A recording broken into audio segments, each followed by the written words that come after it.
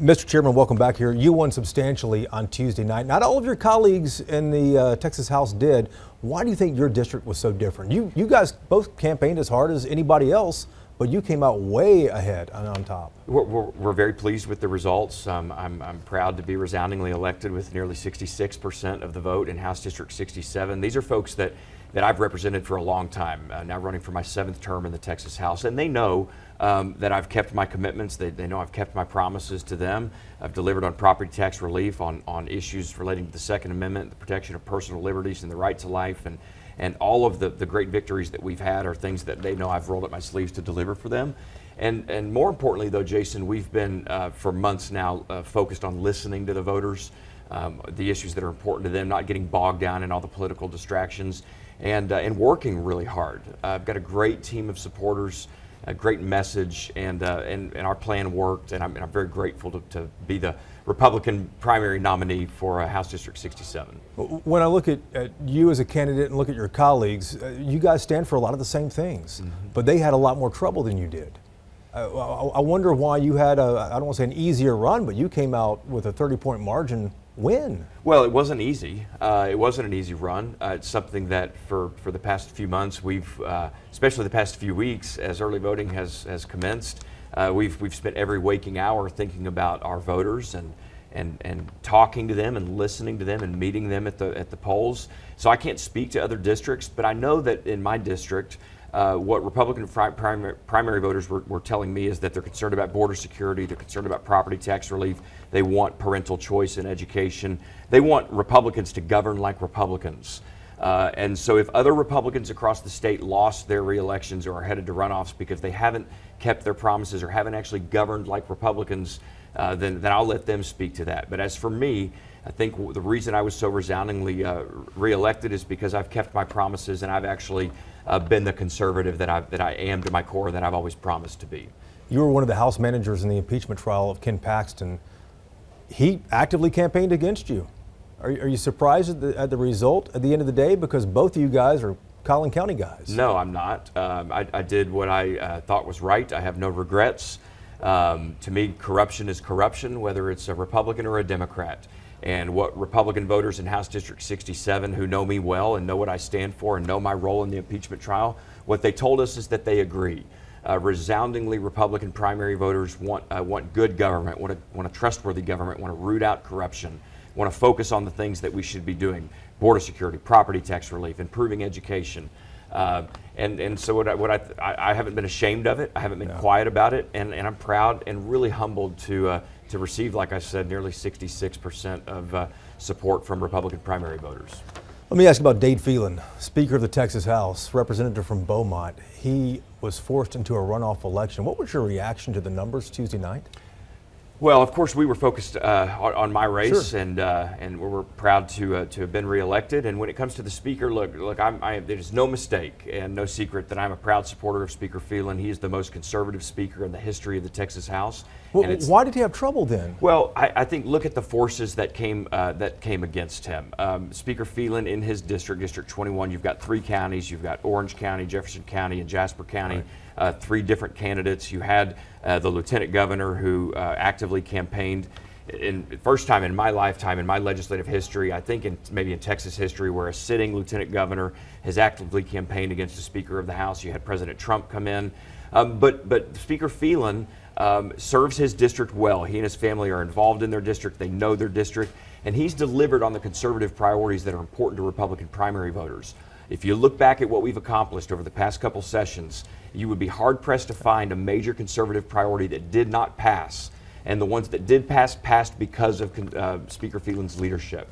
And so I'm expectant and confident that he's going to come out victorious from his runoff election, and I'm willing and eager and able to do anything and everything I can to help. How does he do that, though? He's second place. If you look at the results, I think 46 to 42%. Sure. What does he need to do if he couldn't deliver on election night itself? Yeah, well, it wasn't too long ago when I first ran for office that I was in second place in a runoff, and then I won. And so when you've got a reset now. You've got 2 candidates. You've got very little distractions. Another thing about Speaker Phelan that Republicans need to know is Speaker Phelan spends a lot of time as Speaker working to serve and protect the Republican members of the Texas House. And so last night in the primary, he was working very hard to make sure that Republican representatives all across the state were able to win their re-elections. Now, with his runoff and just a few others, he's able to focus mainly on his district and deliver on the issues that are important to his district. And I expect that his voters are going to respond accordingly and that he's going to win in May. Based on the outcome of what happened Super Tuesday on the Republican side, with what happened to Speaker Phelan as well, how do you expect the politics of the Texas House to change? The Texas House is I think one of the unique legislative bodies, maybe in all of the world, that still works. We have our issues and our disagreements and our debates. Sometimes the rules get in, we got to follow the rules in the Texas House parliamentary procedure, but the Texas House will come together. And I want to make very clear that Republicans in the Texas House will come together. Yeah, primaries are about, figuring out our family business and dealing with family disputes. The runoffs will come, we'll deal with that. But the Republicans will go into November united to take down President Biden, to take down Democrats across the state that are coming after people like Senator Cruz and others, including myself, who has a Democrat opponent. We will unite. We will come together. We're going to win in November. We're going to get ready for January, next legislative session, and I think we're going to deliver on the priorities of the people of Texas.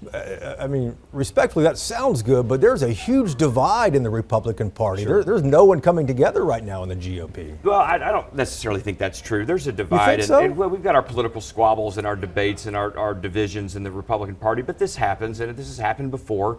I'm confident that, look, it's March 6th now. We've got about 9 months before the next legislative session. We've got a really imperative general election in November where the Democrats nationwide are coming for Texas. They want to unseat Senator Cruz. They want President Biden to win Texas. We cannot let them.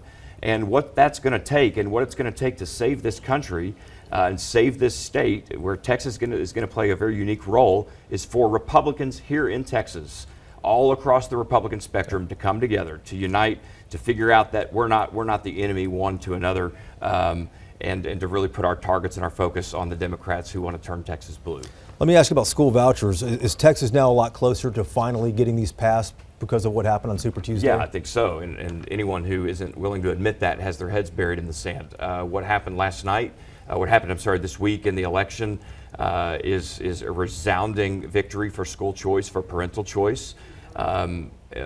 I think that if legislators are responsive to their voters, specifically to their Republican primary voters, we're going to come into next session and finally deliver on school choice. I expect that to happen. I'm hopeful that it will. What kind of options would you support? Because Governor Abbott talked about a universal option, $10,000 per family, per kid, per year.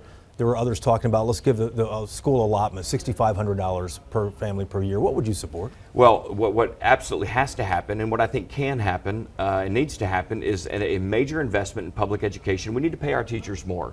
We need to invest in school security. We need to do away with the STAR test. There are things that we need to do to improve and strengthen public education. At the same time, and in the same bill, we should support parents. We have to support parents and students who may decide, for whatever reason, that the public school in their community isn't right for them, isn't right for their kid at that moment in time.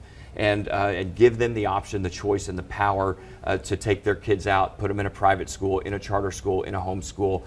That's the parents' options. That's the parents' choice, not the government. What does that look like, though? What does that look like? Well, I think you've got to give parents options. Yes, part of that includes financial, where the money follows the student.